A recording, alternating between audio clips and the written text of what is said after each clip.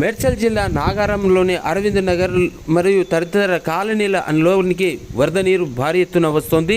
మురుగునీరు కూడా రోడ్డుపై ప్రవహించడంతో అటు రాకపోకలకి చాలా ఇబ్బందికరంగా మారింది.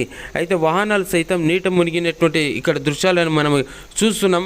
వరద పోటుతో సహా ఇక్కడ ఉన్నటువంటి మురికి కాలువలు కూడా పొంగి పొర్లి రోడ్ల మీదనే ప్రవహిస్తున్నాయి. ఇళ్లలోకి కూడా వచ్చే ప్రమాదం ఉంది. అక్కడ జనం ఇప్పుడు ప్రస్తుతం అనేక రకాలుగా ఇబ్బంది పడుతున్నారు. ఇక్కడ ఉన్న విజువల్స్ చూస్తే మనకు చక్కగా కనబడుతుంది.